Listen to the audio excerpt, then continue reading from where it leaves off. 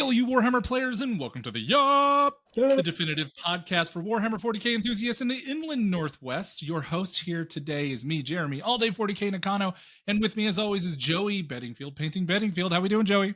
Doing pretty well.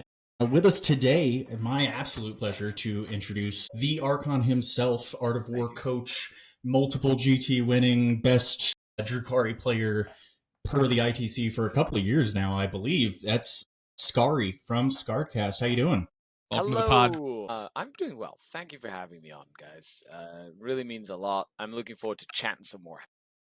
Yeah, Heck yeah, absolutely. man. We're super excited. Absolutely. So, obviously, we always like to start with what's going on with hobby. Joey, what have you been working on? You know, I'm still working on those beast packs, and I keep saying it, but I'm working on them, and they're getting done, right? It's a lot of, been a lot of think tanking of trying to figure out exactly what models I want to use and what kind of conversions I want to do. So the last thing that I had to work out was my chimeras, and I think I finally did it. So those are on order so that I can get them built, and we can start painting. Awesome. That'll be super fun to see on the table. I approve. Yeah. Of this choice. Yeah. I don't suppose you've hobbied anything recently, Scary? I don't know. Let me take a gander at my hobby stuff. Actually, the thing I've been having a lot of fun with is I've had this Gravis captain Ooh, excellent. that I've been working on that I've had forever in like a stage of completion. So I put it in front of my hobby desk this week while I've been doing work. Got it to the point where I just need to do a little bit on the sword, and I'm like, okay, I'll use him now on the table. And the second thing, finally got my Lone Op Lieutenant built up. At last. And at long last, he's been sitting in a box since the Leviathan release. And I converted him with some Black Templar bits, because he's a good Black Templar, so extra purity seals and a Black Templar shoulder pad. And then a more historical hobby thing that I've been doing. This is my original Terminator captain. Yes! Old school Marshal Augustine with his little pewter model, converted, of course, with the little trophy thing. And I'm essentially transcribing his paint scheme to the new version of him. So just trying to make it as faithful as possible to the 16-year-old me who painted this. Was this one of your first armies? Black Templar was my first army. Yes. That's awesome. There's my original army. I've actually been going through all my old things that I had written for my old. Do you want a treat? Are you ready for a treat? Yes. Give me like 2 seconds. Yes. I don't know if you do post edits on this. But you're fine. Go for it. Yeah, just roll, man. I'm gonna hold on 1 second. Yeah. While he's grabbing that, I have been working on my Wolfguard Terminators. Yeah. And I'm really excited with this little guy. Scary's back. Let's go ahead and just have Scary show off what he's got. Are you ready? Yeah. This is like the most giant tangent ever. Introducing 12-year-old me Warhammer. You ready? Oh my gosh. This is an actual picture that I've glued on here. So that's my original Black Templar army. Wow. That's my Empress Champion, my Eversur Assassin, my Land Speeder. This is basically the 3rd edition starter set. Some ruins that I'd learned how to make with, just on my original board. My 800-point Black Templar army. That's what it says there. This was my brother's Tau. Yes. Oh my gosh. Yeah, this is we got fancy. We had the panoramic camera and everything. That's some big film back in the day. Oh yeah, that was some serious business. And this is one of my original battle reports that I did. The rescue mission, where we had this is my original board. I had like 3 styrofoam boards that I put some flock on, and that was like what I played on. And I took some top-down views, tried to do like a White Dwarf battle report, but with the actual models, right? And so that's some, building some terrain, like big. Anyway, that's it. So I was so cool. Yeah, I was going through my stuff, and I was like, "Oh my gosh, I remember this. This is freaking hilarious." So you've been documenting your Warhammer journey since before that was a thing. Yeah, look, this is our old Cities of Death board. It was all styrofoam and cardboard. Yes. Wow. And that's what we used to play on. And that was, back in the day. Yeah. And I was really into it. Well, I've always been into Warhammer. But and I got really into being a Black Templar. And this was how I logged all my stuff. I was like, man, I did like logs being like all the quotes, like this is all the quotes from like, Zeal and Emperor's Love and whatever. And this then is adorable. I'm this just in, Scary Giant Nerd. As it turns And out, as it turns out, I had even found out that I sketched this really cool Black Templar Marshal that's that I pretty wanted good to have too. Yeah. I was like, the dream was to have Terminator armor and lightning claws, and I was like, heck yes. I even used the printer to do some fancy early Ooh, stuff like that. Oh yeah, have all the origins, etc., homeworld, all that stuff in my little thing. But the thing I really wanted to kind of show off was this is the origin story of my crusade, which I just found back again. So I have to read it because I don't remember what the origin story is. And then my original logs, where are they? This was all done in a legit typewriter, by the way. that's incredible. Okay, so I had a log. So this is like my imperial, like with the actual imperial thing, but each thing was a different thing from point value to date to what vow I was using. It was all like numbered in like, Wow. yeah, exactly. I know, really nerdy. And then basically a paragraph of like the game that I played, and I did this for many, many, many games. I need you to on your channel document your history, like game by game, and like do it in like a storyteller voice. Yeah. Some of them are really funny. And so a lot of the history that I have of like all my characters and stuff literally comes from 30 years of playing the game. That is so fun.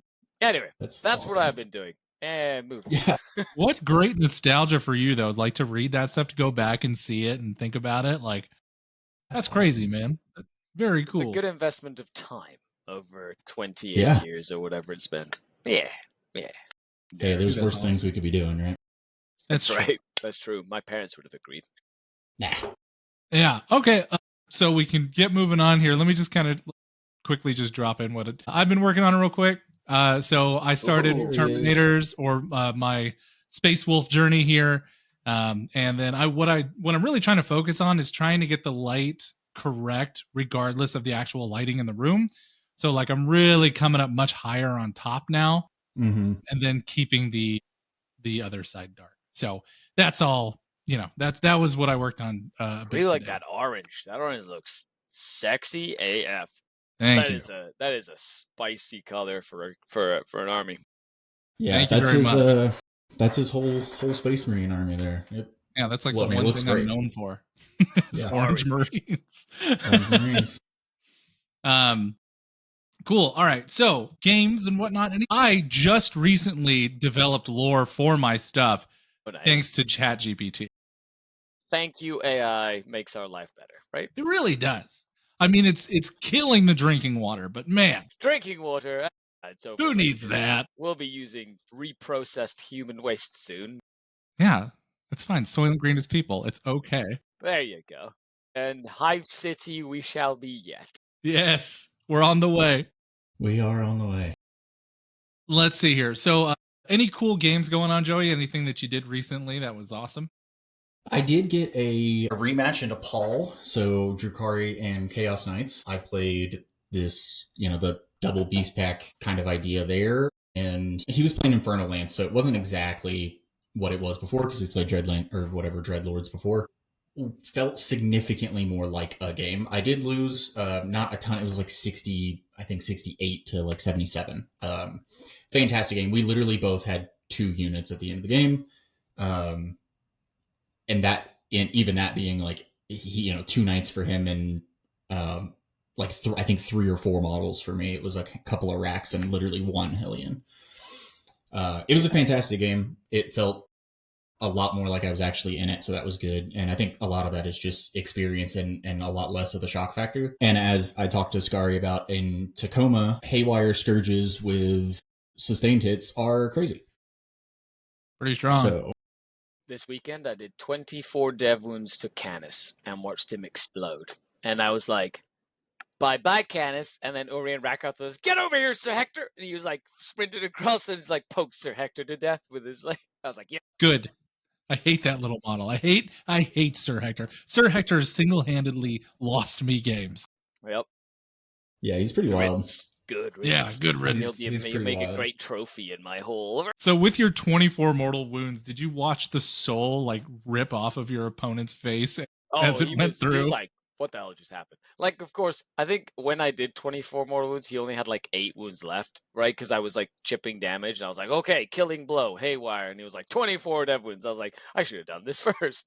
I would have saved so many Dark Lot shots. That's fantastic. Speaking of your weekend, how'd your GT go? So yeah, speaking of that, I went to a GT this weekend, the Capital City Bloodbath, which is a event that's been going for I think 16 years, 15 years in Ottawa, Ontario. It's one of the like premier events in Canada. It's about 70 to 80 players. It's not like a super major. It's just like a nicely sized GT. 6 rounds, 4 rounds on Saturday, 2 rounds on Sunday. And I took a very memey list that was 4 Dark Eldar aircraft. For anybody who doesn't know, that's very silly. It was 2 Void Raven bombers, 2 Razorwing jet fighters, 2 beast packs, 2 Scourge units, 2 Mandrake units, 2 Chronos, a token Archon warlord with Cavalites and a Venom, and Urian Rakarth. It's like, oh, and yeah, that's it. That was literally it. I know a Solitaire. I wrote a Solitaire too. Don't forget the Solitaire. Okay, so you were Reaper's Wager. I was definitely Reaper's Wager. Because the Razorwing jet fighters, hit on 2s against stuff that doesn't fly, and then with reroll 1s, it made them very efficient without pain tokens, which was really nice, but they're still very expensive. And I went into it being like, this is not going to move my ITC ranking at all, so I'm going to go and do something stupid, and I want to do something fun. And it was very fun and stupid. It was like a fever dream. I was like, what's going to happen when all my planes show up? You either die or you live and then I die. And there's no middle ground. Right. Like against Knights, I moved in, didn't kill the Atropos. I had like 2 wounds left because he made like an ungodly amount of 5-up saves. Didn't even rotate. As he does. It was like bossed the 5-ups. And then I lost all my planes in both beast packs on my 3rd turn. Like I lost all of that. And I still only lost by 6 points. Oh. What was the record overall at the tournament? So I went 3 wins, 2 draws, and 1 loss. We were using WTC style scoring. So the 2 draws were like very small losses because they were technically losses if we were doing singles. But it was about so it's a 50-50. It either worked or it didn't work. There was no middle ground. And I lost into Imperial Knights. Well, lost into Imperial Knights, drew into Chaos Knights, drew into an Orc hunt, like the big hunt orc list, which had like 24 Squigog boys and 3 kill rigs. And those kill rigs have torrent last cannons on the top. Yes, they do. They don't care about your planes. They're like, oh, plane. They're like, I'm gonna mind bullet this to death. I'm gonna Overwatch you and auto hit. Yeah. The last cannon. That's awesome. Hilarious. At the end of the game, he had 1 kill rig left and like 9 Gretchen, and I had 1 fighter left, 3 Mandrakes, and a Chronos. We had tabled the absolute shit out of each other. It was awesome. Fantastic. That's the best. Yeah, it was great. And Will Pauls, he's like a staple name in the competitive scene here in Ontario, and the Vedepticon and stuff like that. He's been around forever. Having like the final game against such a fun person to play was awesome because all he did was he just like ran like all these orcs at me, and I was like, ah!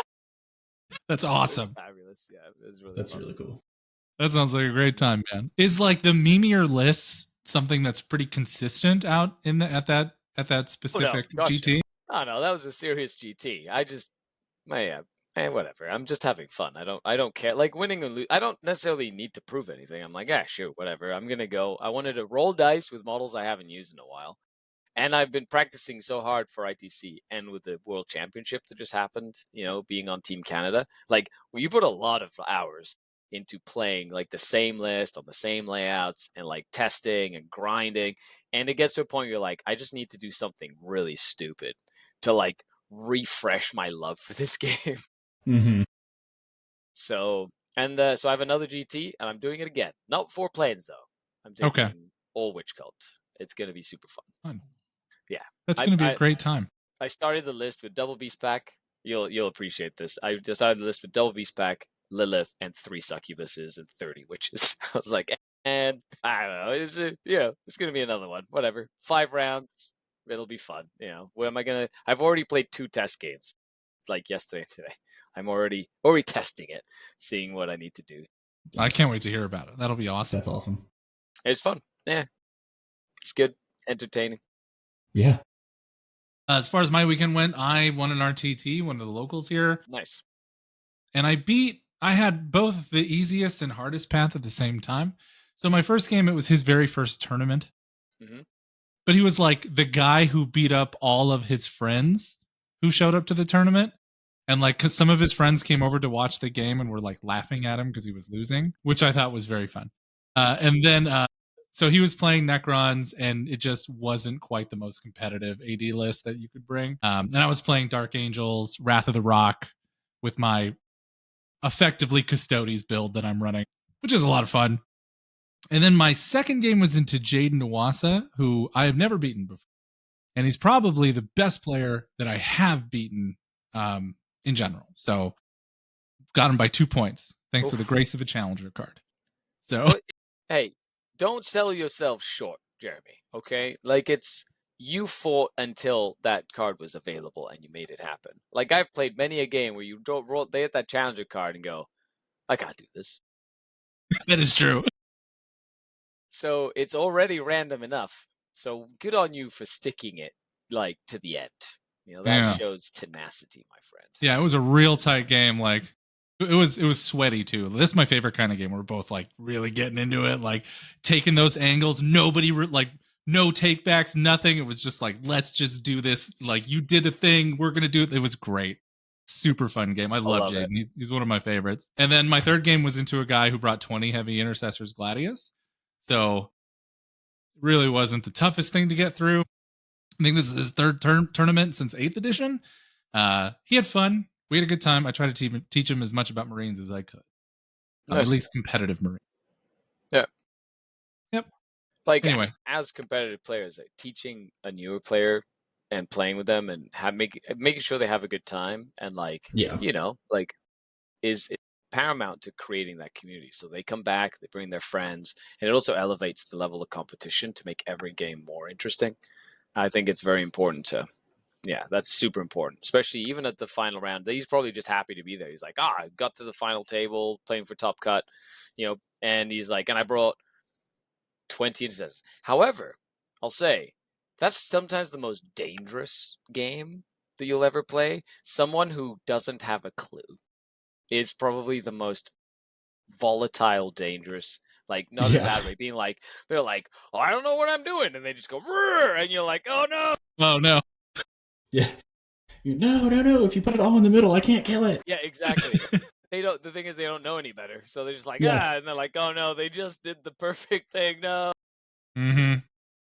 Yeah. He definitely shoved out a bunch of stuff, but like enough to the point where I've run 6 dev sense and just kind of pick a thing, it dies. Pick a thing, it dies, and works through, especially against Marine lists.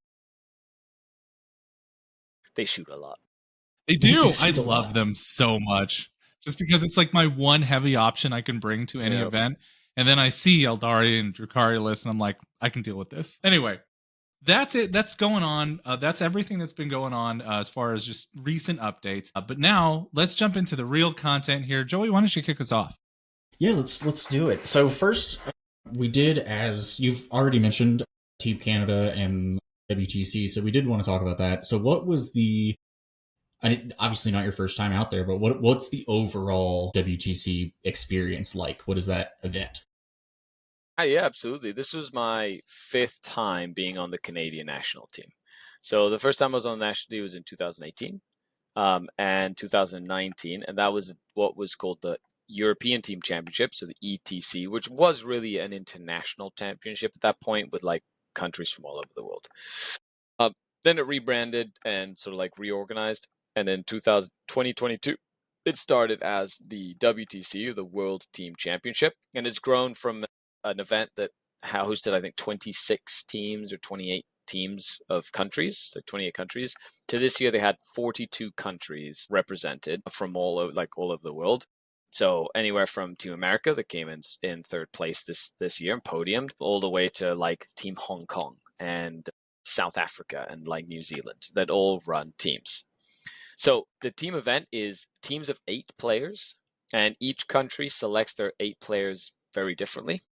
Wherever you're listening in from, in the U.S., there's like an organization that organizes the selection of a team to send to the World Championships to the World Team Championships. And when you get there, if you've never been to a team event before, you basically have 8 games, 1-on-1, and basically the round is won or lost based on the added up total scores essentially of the win losses. And so you have to win by a certain margin to sort of like win the round, if that makes sense. Yeah. And the way that you get those pairings is probably the most interesting part, because there's not only strategy in building lists, as each codex can only ever be used one time. You can't duplicate codexes, so the strategy in like your list composition between the teams. But there's also a lot of strategy in what you need your lists to do and how you try and get lists to play the things that they're designed to play against. Because you have like a drafting system where you kind of draft the pairings and try and get favorable matchups or mitigate unfavorable matchups as you go down the line. And then with like different table layouts, right? From light tables where all the objectives are in the open to heavier tables where staging is a lot easier and there's a lot bigger buildings where you can like hide stuff or stage combat armies and things like that. Yeah. That's awesome. So in a nutshell, yeah, that's the team, and you play 7 rounds. 7 rounds. It's like FIFA style. So you start with a group stage where you have like 4 teams and you kind of do a little round robin, and that seeds everybody out into the Swiss stage, and then you play 4 more rounds in Swiss stage. And at the end, the team with the most game points wins, kind of like in soccer. 2 wins for 2 points for a win, 1 for a draw, and 0 for a loss. Yeah, and you have to meet a certain threshold to win, correct? Like 76 points or something, or 86? So that's in the round itself. Yeah, the threshold is like 86 points off of a differential, which is 20. You get up to 20 points per game. So the maximum you can get is 160 if you like destroy your opponents. And then a lot of the times it's very close, especially with things like challenger cards, and because the skill level is so high, it's rare that a game will blow out, but sometimes it does, and that can really throw a wrench in your team's like plan. Excellent. So what do you like, atmospherically speaking, what do you feel the biggest difference is between, let's just say, a team event in Canada versus WTC? So the team events in Canada mimic the WTC quite heavily. Like the format is very much the same. The terrain, we use it when we do team events, we use WTC terrain. So over the couple of years, in terms of style, it's very similar, and we've done that on purpose to acclimate potential players that would like to become part of the national team, to understand the format and to be better suited to sort of like develop themselves into a position where they can get picked onto the national team. So at a national level, our team events tend to be very much mirror images of like WTC format. In terms of like the biggest difference, of course, would just be skill set, right? Like a lot of the best players in the world, a few people you've probably never heard of before from a obscure little Eastern European country somewhere, and they will kick your butt. They will unequivocally destroy you, and they will do it in such a chill manner, and you'll be like, I've never seen someone use this army like this before, as you just remove models from the table, and you're like, I didn't know this was possible, and you're like, and you get humbled very quickly. I think that's the biggest thing. You learn how to take your hits in stride, and then you come back next year, or you just with like that humility of like understanding that people know how to play Warhammer at this event. You better be on your A game. Yeah. That's so cool. So speaking of that too, because you said coming back next year, so that kind of leads right into this next one here. So you guys won most improved this year, Team Canada? But we did not. We got third most improved. Third they made a clerical error. Ooh, jerks. So what? I know. What do they? Latvia was the shout out to Latvia. We improved 12 positions from last year to this year. So we Okay. improved 12 spots. Latvia improved 19 spots Wow. from last year to this year. They And is crushed that it this year. that's what they look for? Is just the like final placements from one year to the From next? one year for that award specifically, correct. Okay, cool. So what changed for Canada that saw such a significant jump for you guys? We vibed, my friend. We were vibing. Like it was really the vibe. We had a fundamental difference in the structural approach to what we were trying to achieve. And we went we went for a trust your faction specialists approach because they've been playing enough games that they know how to get out of tight situations more often than not if you just give them an opportunity to. And then in team events, you set up this big like basically spreadsheet where you put like red, yellow, and green on things you want to play, things you don't want to play, things that you think you're okay into. And a lot of the times, historically, we've been very specific about having to do, I'm going to get this many points from this game or this many points from that game. Mm-hmm.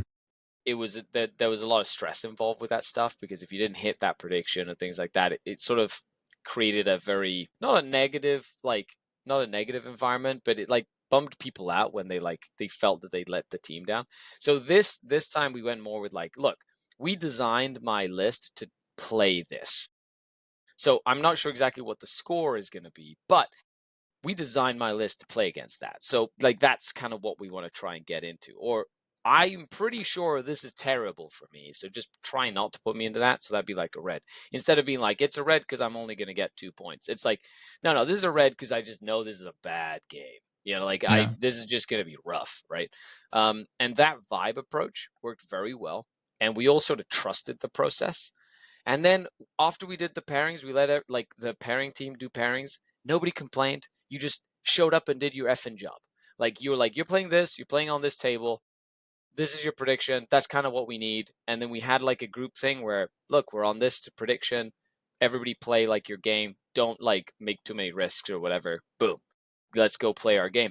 And you trusted everybody to kind of not throw the game, right? Like right away. You just knew everybody was going to do their freaking job. And that was like key. Yeah. Do you as far as prep goes, do you feel that the more or less solved meta of Knights and Death Guard, like obviously it's not easy to deal with, but the fact that you knew pretty much what teams were going to have kind of help with your prep overall? Oh, it definitely does. You know, but that's the thing when you go to the WTC, there's always that sort of like coin. You either go meta or you go counter meta, right? Mm-hmm. And you know, a team like France that's won it twice in a row really goes counter meta. It takes a lot more prep work to really get that right. Because if you don't get it right, you just screw yourself. Like the whole team just explodes. And usually you don't find out until you get there. And you play a few rounds and go, Oops. I think we overshot this, boys, right?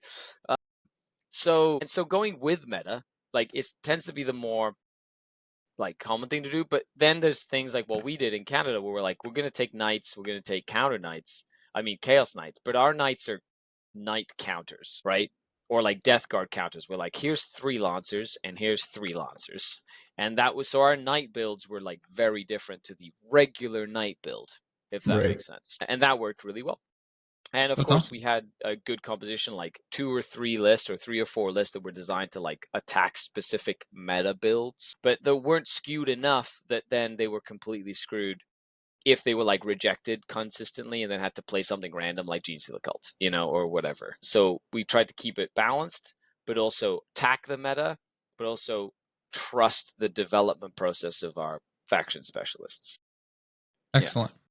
Okay. That sounds really fun. And there's nothing more that I would love to do than to like go to an event that big with that scale of player. Like how cool. Well, the War Masters Challenge, which is the GT they do every year before the WTC, is an open event. Anybody can sign up to it. It's another super major. I think this year was 256. You know, sometimes it can go up to 300 or 400 players, depending on like the location they have and space and stuff. But if you ever want to go to play at this level, just to test your mettle, go. I recommend it. It's not only the highest level of competition you'll play, bar like the WCW, the golden ticket event, right, from GW, because you have everybody that goes there has earned their ticket to get there, but it's like one of the most friendly tournaments you'll ever go to, where like everything's very cooperative, but everybody plays hard Warhammer, but it's like in the most cooperative way you could imagine. Yeah. Which is great, because finding that mix is not, I don't feel like it's necessarily rare. I feel like it does happen a lot, but there is, at just your average GT or super major, there is a lot of like that kind of like top of middle table of the guy that is playing really hard, but maybe a little too hard, and the attitude's just different. I think it does get to a point where there's an attitude shift for somebody who's trying to make it versus somebody who understands that they know what they're doing and they understand like the game is a game and it's like dice and stuff, and you're not there trying to beat by playing your opponent, if that makes sense. You know what I mean? Like you're playing a game, but you can still play hard Warhammer. You know what I mean? Like you can still be like, we're playing hard Warhammer. You're gonna make every proper decision that you can make and play the most competitive game you can play, but you're not gonna do it at the expense of being a jerk, if that makes sense. And some folks have that anxiety that they carry around with them of like a performance anxiety, and it takes a while, especially if they're brand new on the scene and they're doing well and they want to like, see their name in the rankings and stuff like that. Like it can, people under pressure sometimes behave differently, right? And it's just just a fact of life, really. Good old human nature firing in there, right? Nature. Oh my gosh. Speaking of hard Warhammer, you have been playing an incredible amount of very hard Warhammer this year, as I understand it. Like this is the year. How's that grind going? The grind is going great. Yeah. As of filming, I think I'm ranked 7th in the world with Drukhari in. With Drukhari. Yeah, with Drukhari. Caveat. Yeah. Top 10 with Drukhari index. Yeah, it's been a great run. Huge shout out, of course, to my sponsor, the Red Dragon. I know, like, the big store in Ottawa, Dan and I have partnered up, and he's basically been sponsoring me since the Dallas Open.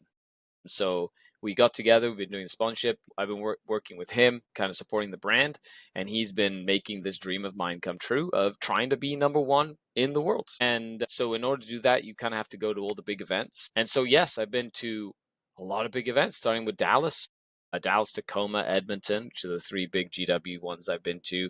Manchester GT, which is one of the first ones I went to in the UKTC, the War Masters Challenge, LVO, which was awesome that I double dipped on that.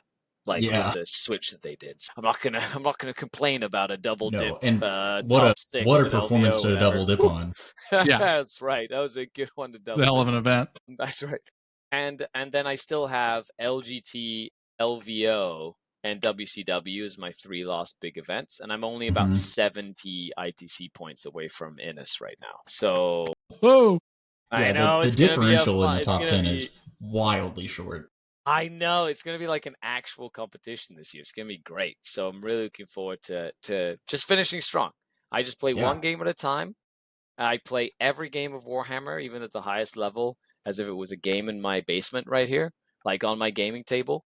That standard does not change. And with that, I'm going to finish up the season, and I'm going to get you. That's right. It's going to be a fun run. Yeah. Yeah. Did quick question about WTC, about War Masters and the WTC in general. Do you think that at all slowed you down in terms of your GT progress across your ITC ranking journey, or do you feel that it's helped? So the War Masters is one of the biggest events on the planet. So that score alone does indeed help my score. Prepping for the WTC and whatnot, it really does depend. The fact that I was able to take Dark Eldar or Drukhari to the WTC and it kind of fit into the meta kind of almost perfectly, being that Knights all of a sudden were great. And I was like, wait, I have all these things called Haywire. These are really good against this thing that just came out. Yeah. So it kind of worked out great because then I just getting reps in and getting reps with my faction, even if it's on a completely different terrain format, against that high level and caliber of player is good, right? Like there's just no there's no substitute for practicing against high-level players that know what your army does and are trying to actively stop you from doing what you're trying to do. And that's the best kind of Warhammer. Is like you learn the most when somebody's like, I know exactly what your army does because I played your list 30 times before the event, and Oh, then damn. yeah, exactly. Like you think you've practiced until you find out Poland played 100 reps against your list on that map that they are playing right now. Oh yeah, it's wild. People take That this sounds very crazy. seriously. Yeah. So I'd say it's positive. Going to the WTC, always positive. Not only is it energetically refreshing to Mhm. see folks and people who you've met over many years, to also play high-level Warhammer, stories, talk shop, see cool little strategies and combos that folks are using that people have kind of found through practice rather than through listening to like an internet pundit like talk about what is good or bad and put them in a color coding system. Oh, yeah, I'm a pundit too. Okay, it is. It's fine, but it's like, for example, like in my Black Templar army, I'm really looking forward to using my Watch Captain Artemis, right? Like the little tech that I didn't really think about until I saw it in like every Space Marine list at like, or a lot of Imperial lists at WTC. I was like, what, a Space Marine character that comes back to life end of phase on a 2+? That's actually really useful as I look at Uri and Rakarth. Hmm. Right? Yeah. Yeah, always super useful. Yeah, gosh. And like you said, that you get to practice into those, you get those experiences from some, European guy that's you've never heard of playing a list that and doing a thing with an army that you didn't think was possible. And now you have that firsthand knowledge on that if it happens to come up randomly at some big event that you go to. Yeah. It's Which why is I love playing sick. Crusade as well. I play a lot of Crusade and narrative games, and it's mainly because I find as a competitive, like a hardcore competitive player, playing unbalanced Warhammer is the best way to get good at the game. Oh, you mean that unit has how many buffs? Right. Okay. Exactly. Oh, it infiltrates? Normally it doesn't do that. Oh, it scouts too and has like a built-in armor contempt? How am I going to deal with this with like on this mission where I'm surrounded and I have no escape, because the mission doesn't make any sense. So yes, I supplement my hardcore competitive gaming with narrative games mainly to keep that creative juices flowing of like learning how to use units differently, different combinations, getting them to situations that are terrible for them and trying to like dig my way out of them. And then playing against like newer players that have like souped up, jacked up units like demon princes that come back to life and, negate damage and heal and all this stuff. And you're like, sure, why not? Let's see if we can deal with this, right? At 1,000 points. Right. And I feel that sort of thing, as much as hardcore competitive games, really helps me like learn how to play the game fundamentally. That's fantastic. And it doesn't surprise me at all that you're actively engaged in any of that Crusade stuff because of your notebook from the beginning of the That's show here. right. Yeah, I'm a nerd. I actually know my vows too. Like my Black Templar vows, I have them memorized. I will recite them to you. The one I pick, I will tell you. That's fantastic.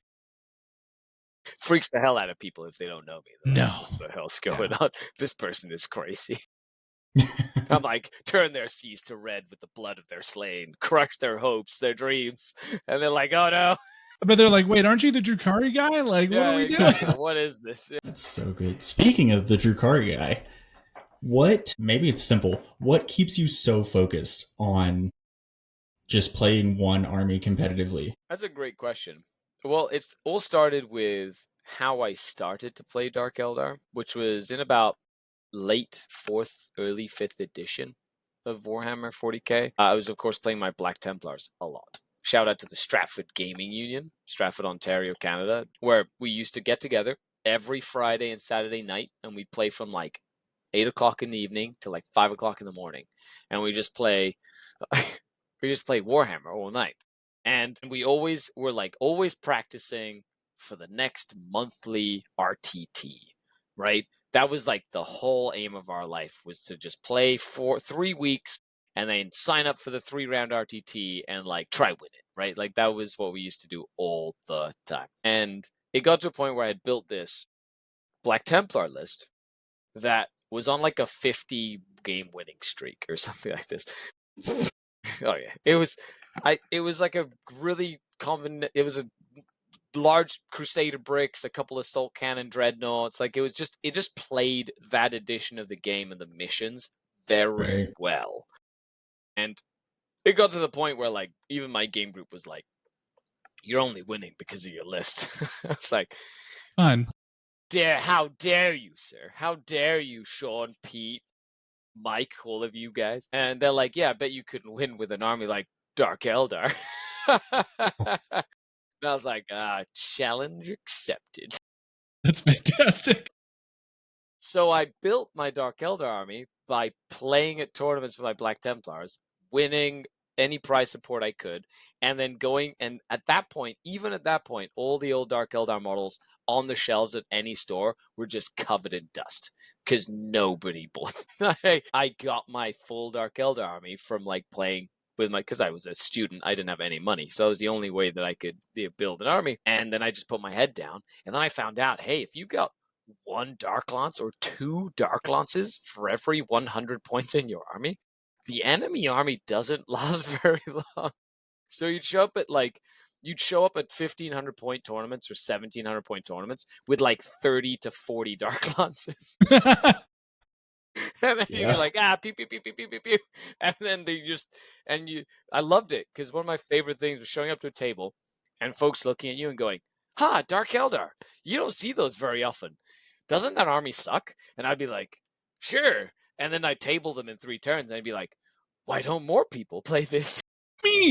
And I feel I loved that sort of like challenge where the zeitgeist of the faction in general tends to be one of like abject just depression.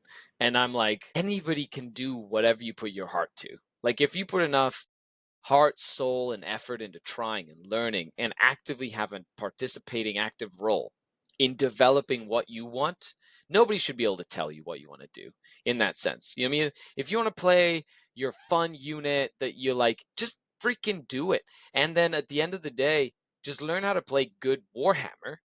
Like learn the fundamentals of how to play the game and don't rely on like a stat check or what the meta says. And because at the end of the day, that is not something that stays consistent.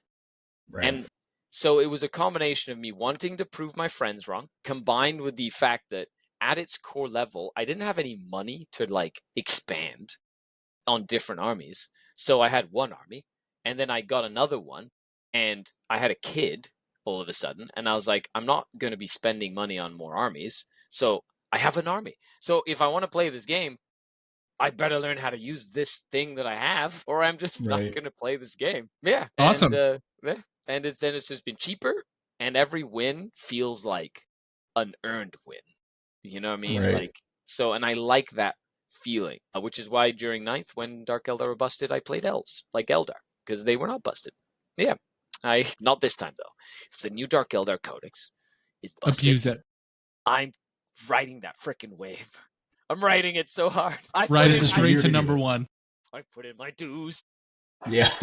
Then watch all the other players, all the other guys in the top 10 also play Drukhari for a while and smoke them. Speaking of like putting all that passion into stuff, so you've been playing tournaments, like big tournaments, for a very long time. Yeah. Since the heartbreaking losses that come at the end, do they still sting, or have you just found the happy, like, I'm okay? Like, because like, when I really first started competing, which was just a few years ago, like every loss felt dramatic. Like I was the worst. I was a terrible human being, feeling like letting my emotions take hold. And like only recently have I personally been able to start being like, oh, you know what? It's just a game. And even then, I still get swept up sometimes. But as someone who's been doing it for a really long time, Like, where's your, mentals there when it comes to it, especially these big events where you're playing against Yeah. the best players in the No, that's a fantastic question. The how to deal with losses is one of the key components of a very competitive mentality. So at the end of the day, I'm a professional gamer, right? Like that is my job. It's my sport, right? So it's very much akin to your favorite sports team, right? If they lose, or your favorite athlete, they get a UFC athlete or whatever, they get the absolute crap beat out of them. They're bloodied or whatever. They're like almost passed out on the floor. And then in the interview, they're like, what are you going to do next? They're like, well, this fight's over. I'm looking forward to the next one. Like it's, and that sort of mentality is key. So do the losses sting? Absolutely, they sting. I was like, right at the beginning of this whole journey, right? I was like, I want to be number one. We get our sponsorship. I'm going down. We go, and I play in like Dallas, and I lose my first game. Yeah. And I was like, ah. And That's that a strong stung, start. like I was like winning that game, and then all of a sudden at the end, I did one mistake. I did one F it. What is the worst that could happen sort of thing, right? And it totally mattered. And then I lost the game, right at the end. And I was like, and that stung. What helps me get through that is twofold. One, I let myself feel bummed out. I don't negate the bummed out feeling. It's okay to be bummed out. And then I tap into 7 years of door-to-door sales training, which I did for 7 years. Oh, you're going to take a few L's, I suppose. Few no's and a bit of rejection when you do that for a living and you work on straight commission, right? Oh. So that's right. Right. But it taught me some very good work habits, and it taught me some very good mentality habits, because if you have commission breath, right? If you're trying to get a sale, you're never going to get one. And because people can smell it on you, right?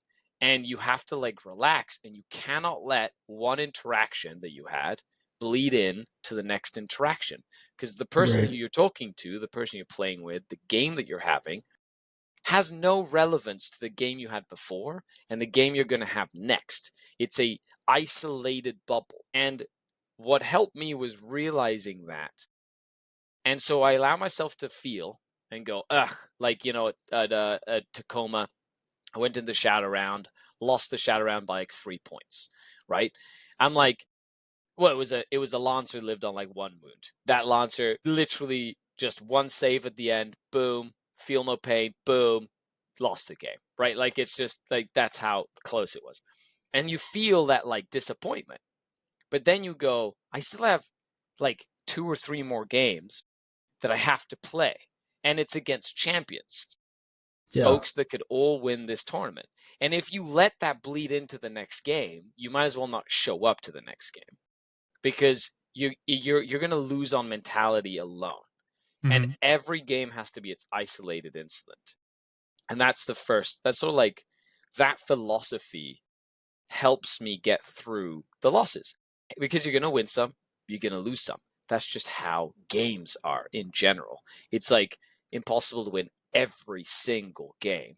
Like at a 500 person event, only one person goes undefeated. You know what I mean? Like everybody else lost at least one game. It's a 99.9 percentile chance that you're going to lose any of the games that you play, right? Yeah. But that's okay. The key is, how do you deal with it? And what kind of person are you to sort of like bounce back? And a lot of the times the game is like the catalyst for something else, like you're stressed at work, or like life has got you down or whatever, and you're like trying to get away from like the problems, and you sort of bring that into the game. And then those hopes and dreams kind of like boil over, and a lot of the times the emotion can be connected to not necessarily the game itself, right? Yeah. I'm getting really philosophical in here, but we used to call it the cereal box theory or whatever we'd call it, because you're like living in a dorm, right? And you've got or you have roommates or whatever, and somebody doesn't do the dishes, and you're like, okay, no problem, and the dishes kind of pile up, but it's not a big deal. And then like sometimes you do them, or there's like a clutter, or somebody didn't like clean the bathroom properly or whatever, right? And then eventually you go to, I wake up and I really fancy some cereal. You go and you like grab your cereal, you open the thing, there's no milk, and then you're like, who the frick grabbed the milk? Right? Yeah. And it's all those little things that sort of boiled over for the milk itself. And it has nothing to do really with the fact that there's no milk. It's just like it's a conglomeration of everything, right? So Yeah. if you go into the game with expectation, my friends told me I needed to win this game, or I need to win this game for best in faction, or like I've got all these expectations what I'm trying to do. That's like when the emotion is going to hit you the hardest if it doesn't happen, right? Yeah. Not that you shouldn't have goals, because goals are good. They keep you grounded. They keep you working towards something. But when it comes to a game of chance and skill, right? You have like it, and there's so many variables that it's hard to plan every single variable that's going to happen. And that is just like, yeah. So in terms of dealing with losses, I feel it, I get over it as quickly as I can, and I try give the next opponent the best game they will ever have, and try to do my best in the next one as well. That's great. Yeah, I'll agree with you on the philosophical sense that like anytime I walk up to a table and I see someone who's like ragged and emotionally already given up on the event, there's no easier game of Warhammer than that. And it's like, oh, all right. And then, I mean, my whole goal after that is just try to pull them up. Like, hey, come on, just roll the dice. We'll be okay. Like, just have fun. Like, it's okay. Like, you don't have to play this game if you don't want to, and like, it's, I'm never going to make someone play a game if they're not up to playing a game. But if you like, of course, it's not like we're not all therapists, and we're not all like, we are not all sort of qualified to be that person for that person. At the same time, we're all human, and you can clearly tell like sometimes that something's not all there, or something's going on. But I will agree with you, Jeremy, though.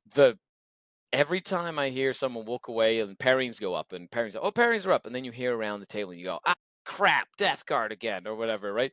And you just know that person is just walking into a game where they feel like they're going to lose already, right? I think of it like this. If I have a 5% chance on stat check to win this game, the game you're playing right now is that 5%, baby. Hey, let's go.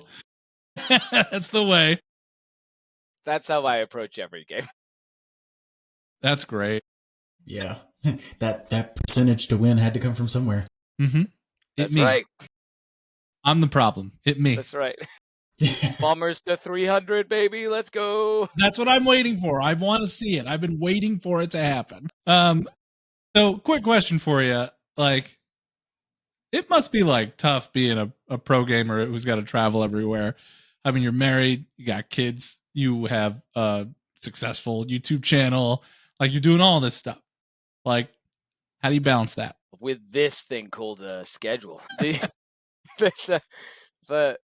I have, to be honest, like, it's funny because you talked about it. Like, I'm just about, so everything that I do goes on my schedule, like my calendar, right? And I block out my calendar. Right now I've got coaching clients that I deal with through the Patreon, right? I've got the Patreon that I'm trying to actively be a part of, like the Discord and stuff like that. The YouTube channel, I don't really do that many videos on the YouTube channel, but the videos I do are like systematic in the sense that they come out like, every so often. So that has sort of like built itself, and it's not like I need to, my channel's not like a one every day or whatever. It's like one every couple weeks or whatever. So that keeps that going. And it's about, so yeah, I have like specific time where I do that. Now, this year has been more than usual. So I haven't really done a lot of like family stuff like this summer because of the fact that I've literally been to a super major event every like 3 weeks or something silly, Right. plus practice events, plus WTC, plus, all the hours spent testing and practicing and playing on TTS or whatever, plus my Crusade League to keep sane and like all this other stuff. And that was more having a conversation with my family before I went into this crazy year of gaming and being like, this is what I want to do. Is everybody going to back me up on this for 1 year? Right? It's going to be, I'll be done on this day. Right. But until then, it's going to get crazy. Mm-hmm.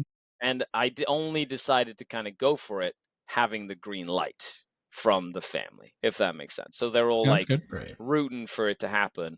So when I need to do a test game or I need to go to a tournament and practice or do stuff, it's like it's sort of built into the agreement, as you may, the in that sense. And I try and do as much as I can when I can. And I've also been managing my ADHD with medication for about 1.5 years now. And that has really helped improve my focus and my ability to sort of like do multiple things and get more stuff done with less time. But like I've been on calls this morning. Like my first call was 8 a.m. this morning. This is my third podcast today. Golly. Yes. And I started at 8 a.m. and it's 10:20. And I had one 1-hour break. So like I don't count the number of hours I work because I work for myself. But then again, GW's flying me out to Nova tomorrow. So I had to cram a whole week of work into 2 days because I had all calls and all this stuff. And GW's like, we'd like you to live stream the live stream, please, with us.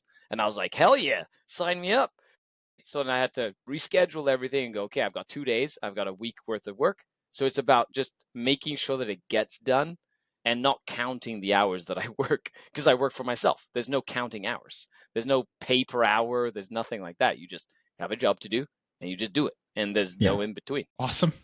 That's great, man. That's wild. It's I mean, I am.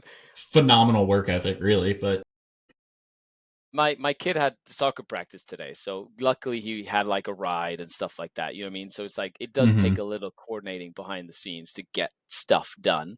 And I do have like a camping trip organized with family with like my brothers and my dad and my kid, like to the middle of the boonies where we put our food in a bucket in the trees so that bears don't get it camping, right?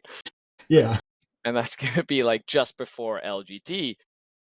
And then I've got Stutter Snotling, LGT, LVO, probably going to Florida to see the Art of War guys for like a week. And then I've got like 1 week off. And then I've got a charity event, a WCW. And then I'm done. Boom. Dang. So, oh yeah, it's going to be wild. So, quick question. When you head to the Art of War house, is that just like a week of like the grindiest games you can imagine? Or is it mostly hanging out and catching up? Well, last time I was down there was at the release of 10th edition. So I haven't actually been able to go down there since 10th edition was released. And the schedule is like pretty regimented at the Art of Warhouse. They'll have a schedule like who's doing the daily live stream and they'll have like what the topics are. They have like 3 or 4 scheduled live stream games or recorded games that they do. And so there'll be a schedule for who's playing on that game. And if you're playing, they'll also have like a schedule for painting where they have like your job is to paint your army because we need to get it done for this or that or competition. So you're scheduled to sit in a room and paint, right? Like, so it's a scheduled sort of environment. Of course, there's breakfast and food and lunches, and there's a lot of hangouts and talking shop and discussing army lists and building. That's constant, you know what I mean? But it is very structured. It's very structured in the sense that that's the reason they get stuff done. It's like there's a plan to get it all done. Yeah, that's awesome. Yeah, and I mean, without that kind of plan, that something like that house and the success that they have, I don't think exists. So yeah. It's definitely it's awesome. Like if I would like to go down there more. I was supposed to go down there last year when the Tampa Bay Open was supposed to be, and then the hurricane hit, and then that just kind of got scuffed. So yeah, hopefully we can do it again this year. Hopefully. So I guess kind of we'll go back to current Warhammer for a second. How do you, we touched on it a little bit because we talked about the kind of established or solved, whatever you want to call it, meta that we're in right now. How do you stay so positive and so uplifting in times like this when, like, you know, honestly, like it's unhealthy. Like there are percentages that shouldn't exist that do. And what keeps you in it? How do you stay so positive? That's that's a great question. I've always been considered a chronic optimist. I'm like almost diseased with optimism in a way when it comes to that stuff. But when it comes to like I'm not naive to the fact that like Death Guard have been pretty bad and not like a fun experience for people to play against. I'm not naive to the fact that like Knights or Chaos Knights are just a miserable experience for folks. The same as when like AdMech, like planes were a thing, or Yeah. orcs came out, or things like that. At the end of the day, number one, even against most of the stupid armies in the meta, when they're really big, I have found that when I go to an event, I haven't really run into them that much. You know what I mean? Like, there's the odds of you running into them is quite low in relation to just running into another Space Marine player, right? Like, yes, there are tales of folks going, "Oh, this is the fourth time I'm playing against Imperial Knights or whatever." Like that sucks. You know what I mean? Yeah, it happens and it's the worst. And that is not fun when it happens. Another thing is I don't really follow stats at all. Like I don't follow stats. Like I I know that things are good and bad and they've got like win percentages, but I don't subscribe to following it. You know what I mean? Like I don't keep Mm-hmm. track of it. I don't I don't really use any of my mental energy in tracking all this stuff. I know that like Death Guard be good, Knights be good, Chaos Knights be good, right? I know Gene Stealer Cult be good, insert like, but then again, I also know what I'm good against or bad against, right? So I try to measure like whatever's going on to what I know I can deal with. Like I played Death Guard a few times. I'm like, okay, Virulent Victorum, very tough for me to play. I was like, this is rough. Hammer of the Emperor, actually a lot easier to play, right? So it's like when I would go into the two different types of Death Guard, I'd be like, what Death Guard is it? Okay, and if it's something that's bad for me, I stay positive because I'll do something that I tried that might have worked. You know what I mean? Like I'm Mm-hmm. not gonna just sit there and go, I'm gonna do the same thing I did last time that I lost, right? I'm just gonna be like, let's experiment. Like if this is a loss for me, how can I get the most out of this loss? And I can get the most out of it by turning it into a practice game.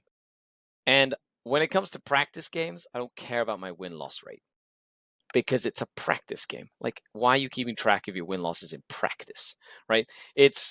You're testing stuff. You're pushing the boundaries of what you can do. And so when it comes to like a bad matchup or a meta that's kind of toxic in a way, it's like, I wonder if I could crack the code by doing something crazy, right? Right. Like, and I've got some examples of this. I think I famously was like, the reason people are losing the Dark Orcs is because people should be playing more like an elf, right? AKA hide everything and don't come out. Yeah. And I got to prove that theory a couple of times playing against unnerfed Dark Orcs on stream with my Dark Eldar, where I was like hiding like an elf, and then the Dark Orcs went Burr! And I lost some things, and then I killed them all. And that was, same thing with the busted Adeptus Mechanicus book that was like 60, like 3 bricks of 20 guys back in like 8th or whatever, or 9th, had planes, and it literally just tabled you and had like crazy feel no pains or whatever. It was like, Yeah. or cover, like 3-up cover saves or something stupid. Everything. Yeah. And so I played like my last game at one of the GTs, and I was like, this is not a good matchup. And it was like Dawn of War, right? Like lengthwise deployment, and the table was pretty open. And my opponent went first. No, I went first. I won the roll to go first. I looked at the table, and I went, I'm good. And I passed the turn to him because I knew that anything that I put out was just going to die. So I was like, I'm happy hidden where I am. First turn is not what I wanted because I have to go out into the open. You know what? You go ahead. I'm just going to stay behind my walls. And it confused the hell out of my opponent. That's great. And so you just have to play a game that, is different. Like if you Yeah. play what the statistic game is, the statistic is going to apply to you, if that makes sense. And then when it comes to meta, I try to make my own meta because I play what I want, and I leverage it by practicing and just playing a lot and really not giving a crap if I win or lose. I don't care. I'm just gonna put stupid stuff on the table and go, I know how ruins work. I know how movement works. I know how wound allocation works. I know how activation economy works. I know how jail works. I know how move blocking works. I know how the mission scoring tempo works. Like, is it good to score early? Is it good to score late? Like, I know all these things, and I leverage playing Warhammer when the meta is crappy because I'm trying not to play the meta. I'm playing the game, like the mission. I'm playing the mission. Right. I'm playing Warhammer. I'm not trying to chase this meta because at the end of the day, it's going to last, what, 3 months, 4 months, and then it'll switch or change, or there's something other that's top dog. And I hate that chase. I hate it because it's like, it never ends. It just never ends. Well, I Mhm. just go, I'm going to play this. And I get my shit pushed in, pardon my language, a little bit, You're fine. right? I I get it put like a little bit, right? And then eventually I figure it out. It was like you know, it was like when Tempesta Scion drop was like a thing, right? Before I went to LVO, right? And I ended up winning. Like I had but it was because of the fact that I had practiced that so much into the top Imperial Guard player in Canada, John Winter Russell, and he kicked my teeth in with that list like 15 times Mhm. before I went to LVO. And every time I was like, let's do it again. Let's do it again. And this time I was like, I'm going to try this. I'm going to try this. I'm going to try this. And every time the score differential kept on getting smaller and smaller until I was like, you know what? In a hold mission, this is like almost impossible to play, but it's close. So if they don't have the skill set of the person I'm playing against right now, then it's something I could probably leverage. And then I end up playing, and I think the best chance I have is on Purge because there's no holding objectives. And guess what I play at LVO? Purge the foe, right? Nice. So it kind of worked out. Anyway, I hope that answered your question. I went on a long rant there. You know what? We love tangents here, and Yeah. We'll go on a few. yeah, and that's okay. So you mentioned, you have these big moments. You play, with John Winter Russell. You yourself, one of the most renowned characters in the 40K community. What is it weird being like a 40K celebrity? It's still weird. Like, I would not be where I am, or I could not do what I do if folks didn't know who I did or what I do, right? And so I'm eternally humbled every single time someone comes up and says, "Hey man, I've been watching all your content and you've told me so much." And I'm like, it feels really good, and I do enjoy that I get to teach people stuff. I love teaching people how to do things. Like, it's like my passion. Not only do I enjoy the game, but I like explaining. Like, ooh, check this out. I'm gonna pile in this way and consolidate this way to fuck you. Ooh, sorry. Yep. No, please. Yeah. We normally do it curse a lot. all We've the been time. weirdly All the time. non-cursy here. I'm going to like do this and that and haha, right?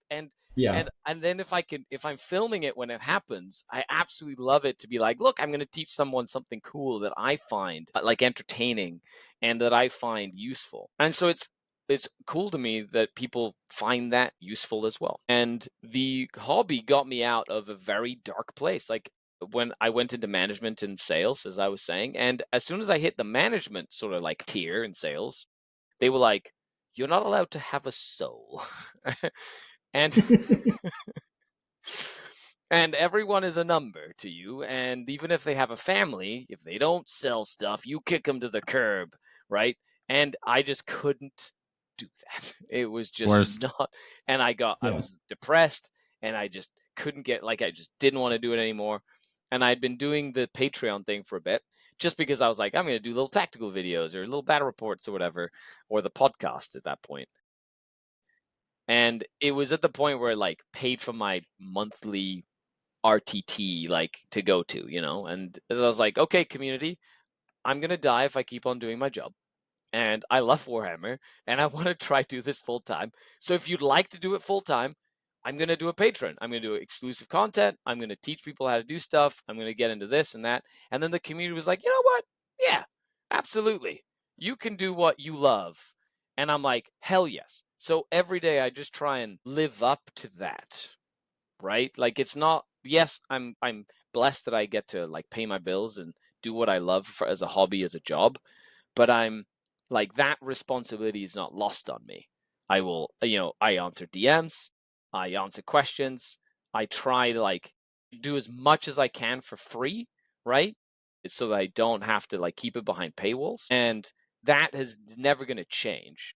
And I hope to keep on doing it until the Alzheimer's eats my brain and I can't play Warhammer anymore, right? Yeah. Like I hope to just that would be like I will only stop when I'm physically incapable of doing it anymore, if that makes sense. No, that makes all the sense in the world because I don't know what I think there's just, there's something about Warhammer as a game because of the fact that nothing is guaranteed, that no matter how good you are, you could just roll poorly.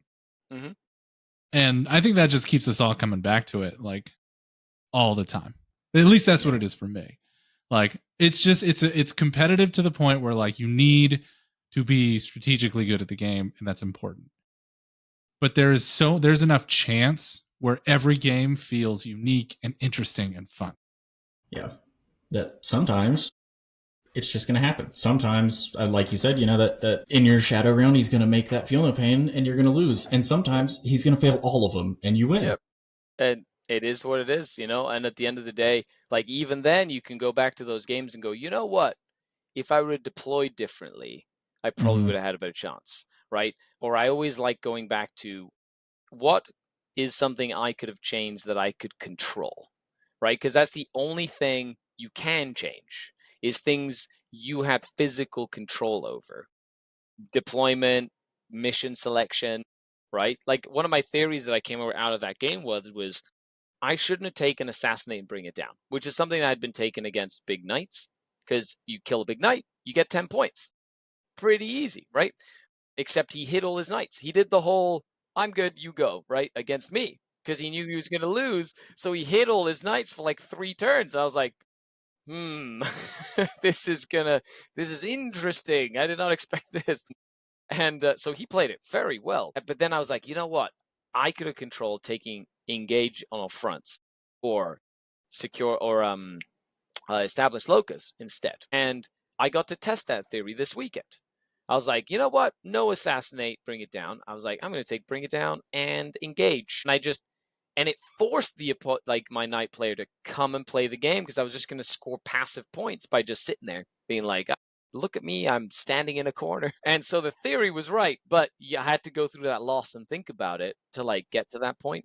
But the dice can always change, and that you could play the same game, deploy the same way, and it will not go the same, like almost ever.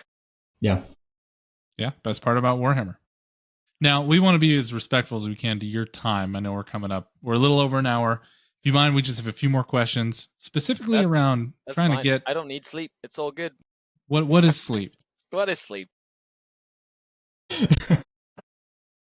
We're going to move into really just kind of like tips and tricks for players who aren't necessarily, super like new or just not great at the game yet. Mm-hmm. And the first question I would like to ask is very simply put is, do you believe faction specialty is a piece of becoming a better player? I think it's a piece to get to you becoming a better player. I don't think it's a requirement to be a better player. I think it's a fast track to being a better player. When it comes to learning Warhammer, I think there's a couple of things that I'd say are the keystones to like playing Warhammer or to learning how to play Warhammer competitively. And one of those elements is learning your faction, right? And you have to becoming a faction specialist allows you to confidently know what you're doing without doubting yourself. And then that allows you the brain power to then learn what everything else does in relation to what you know you can do. So by knowing how your base of knowledge interacts with the variables that you're going to get subjected to, it makes you a lot better at projecting what can happen if you know what you're capable of within your bubble, right? So it makes you better at becoming a better player in the sense that you learn how to use every unit you have effectively faster than if you were to switch back and forth to try and find just a list that say plays Warhammer good for 2 months at a time, right? Where they go A, deploy, B, go first, do this, go second, do this, C, shoot everything at this and profit, right? Like it's like, yes, there's a deconstructed way of doing that, like the get rich quick scheme or whatever, right? But if you want to be a good Warhammer player, it helps you get there because it lowers the amount of information you have to remember for your own stuff. You learn your own stuff, and then when no one can correct you on your own rules, then you can really start learning what everything else around you does because you just know your stuff. You know your things, and it means that nobody can correct you on your stuff, right? Yeah. And it allows you to just get better at it faster. And the second part that's more important than that is just use a similar list. Don't switch your list up too much. And I harp on this a lot. Like if you're going to play a list and you want to develop a list for your upcoming GT or whatever, it takes about 20 games to get a list honed in and to understand what a list's capabilities are. So if you're the kind of person that plays one game and then switches their list and then plays one game and then switches their list again and plays one game, you're starting that process again every single time. You're never going to find out what your list is capable of or what it's not if you lose a game and instantly switch your list. Right. So, yeah. Awesome. Thank you. That's great advice. It's huge. I feel like the list is so much. Yeah. It's everything. You're allowed to tweak it, like tweak your list, but when I'm developing a list, right, I'll start with a concept. Say the four planes list, like something wacky, right? You're like, you know what? Actually, I'll do my witch cult list. I'm developing this witch cult list for the next GT. I built a crazy list. I'm like, this is the concept. It's zany, it's silly, it shouldn't really win games. And then I've played it a couple of times already. And I already know that in order for me to go to this GT, I'm going to have to like take something out to put in my third unit of Scourge. And now it's a matter of finding out what I can drop without losing the heart and soul of what I'm trying to do, which is silly. But it takes about 3 to 4 games with a list to find out maybe a unit or an upgrade or something that isn't really quite doing what it's supposed to do, or maybe something you're finding is like redundant, like this unit's just sitting here doing nothing every game I play. Right? So can I find something else that might work better with those points? Or do I turn a 10-man unit into 2 5s? Or do I take a tank instead of infantry? Or, is this enhancement useful? Or have I only used it one time in 10 games? Like, do I really need this enhancement? Or is it just a nice to have in case I run into that one list that, my friend that plays the game always plays, and that's why I put that enhancement in the first place. But if I go to this GT, what are the odds of me running into that list? You know what I mean? Like that sort of thing. And you're not going to find that out until you play lots of games with the same sort of list. 100% agreed. I can attest to my Wrath of the Rock list that I've been running for the last 20 something games. All tournament games has I've just progressively gotten better with it. And I went to Tacoma with an Ultramarines list because I was scared of the meta instead of just playing what I had been playing. The most annoying thing in the world. And it's the theme on this channel is my regret of not sticking with my guns. So yeah. Dark Angel joke there. Yeah, it's fun. I love having a winning percentage on an army and list or army and detachment that's like in the toilet as far as numbers go. Super fun. I love it. Right. It's like but that's your thing. If that's your thing and you're like, but it's sometimes you find a list or you find a detachment or you find an army or a character or a unit combination that just vibes with you. And you know what I mean? Yeah. Like whenever I play my guard, like I've got an old metal Talarn guard army, and I love my Rattling snipers. My Rattling snipers come with me every time I play. I don't care how competitive they are. I have to have my little dudes with sniper rifles and furry feet. Yeah, fun times. Yep, the old pewter little hobbit feet boys. That's right. Love those guys. They're awesome. Yeah. Yeah. That's awesome. That's so good. Yeah. I love it. I'm going to do one more here. kind of on our way out. So you've already said, being a celebrity is weird. It's hard to get used to. You've also said that teaching is something that you love. What is it about teaching? Is it just the opportunity to share a passion, or is there something specific that happens in the interaction between teacher and student that you love so much? But I haven't really thought about it in like those terms. Like number one, I think there's a passion for teaching that's built into it. Like my parents are teachers, and I always wanted to be a teacher. Like I always thought myself, like when I was going through university, I'm like, I'm going to learn history because I want to be a history teacher. I've got a degree sitting on my wall right there, most expensive piece of paper I've ever framed. Um, and and so my dad, has his doctorate and he's like an astronomer. They just retired. My parents like just retired this year. And my mom's been an educator all life. She was a vet, like a animal husbandry vet, like cows and horses and stuff like that. But she got into teaching. And I've always loved teaching. Oh man, look, there's a giant. See, look, I even have holes in the elbows of my jacket. I need to put a patch on it. There you go. Man. That's the teacher for you. It's a Yeah, tabletop not many people elbow. have holes on their elbows. This hoodie is like really old. It's the most comfortable Mexican hoodie I have, and I love it. And I've had it for so many years, and it's just torn to shreds. But I love the teaching aspect. I love sharing the passion. But when it comes to like coaching individual people, I love talking about things that I take for granted, and then having someone who doesn't really know the game or is learning the game kind of have a eureka moment. And it helps me relive those like little eureka moments of when I found out this. It was like, oh, that's so cool. And then like they get to learn it and then they get to apply it. And it's always really fun to see that sort of like moment where you're part in that development and you sort of expedite that process where it's like, I learned this over 30 years. And this, Right. in like 3 conversations with this person, we've gone to that point where they go, I noticed this. And I'm like, amazing. That was like what we were talking about. Was like noticing that like key moment where like I did this thing where I would have normally done this, but I did this instead because I noticed what was just about to happen or whatever, right? And it's like awesome. So I love that growth and development.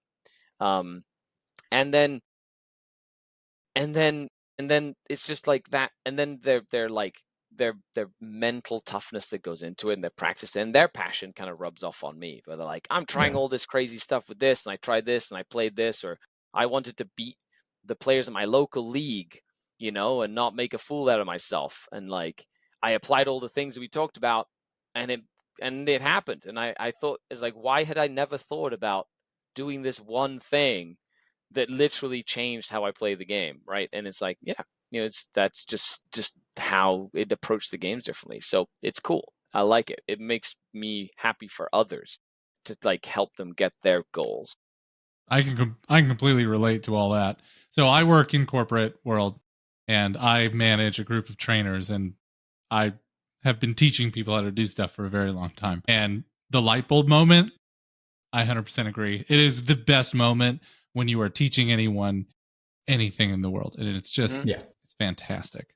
So Mm-hmm. I get My it. favorite is I'd be doing like a TTS practice match with someone. I'll be like, okay, I wanted you to wait after this movement phase. I'm gonna be like, okay, take a look at the board and notice your mistake, that sort of thing.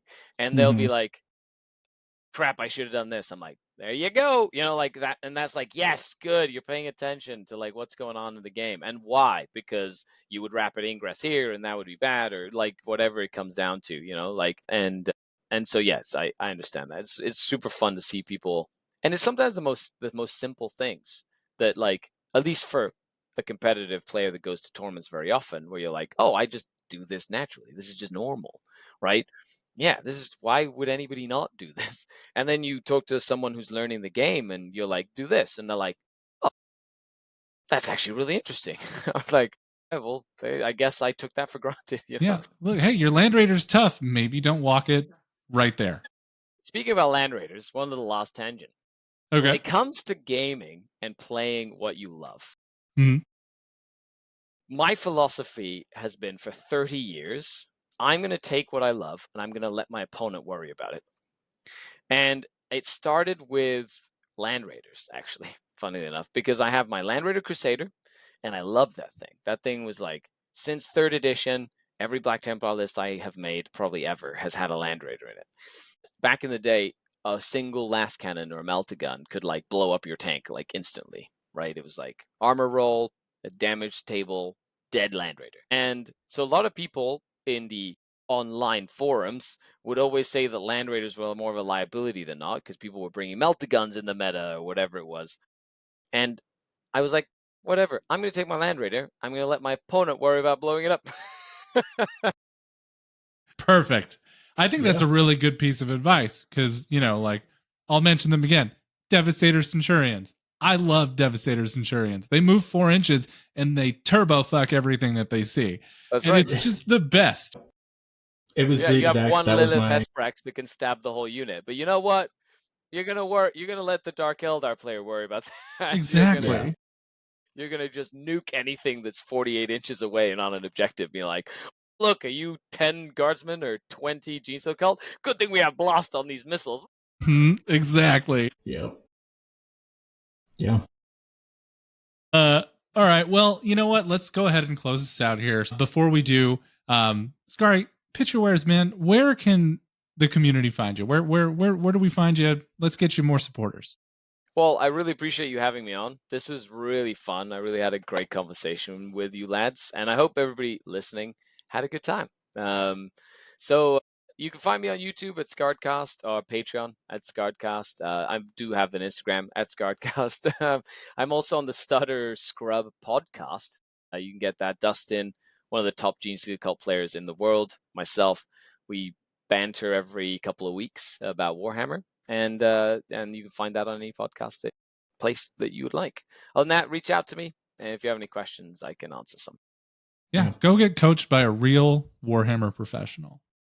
Yeah. Anyway. And I will say for people, he's not lying. He does respond. I've been talking to Scary online for years, far before I met him in person. So that is real. If you have a question, just ask. Yeah. Mm-hmm. And that goes for anyone. It's the least I can do. And for anyone who ever sees any human that they meet online or that they see online, be it podcasts or whatever, and not just this one, but anywhere else, go say hi to them. Don't just stare. That being said, thank you all for joining us. We appreciate the fact that you are here. We welcome your questions, suggestions, comments, and topic requests. Otherwise, we'll see you next time at the YAWP. See you around. Bye.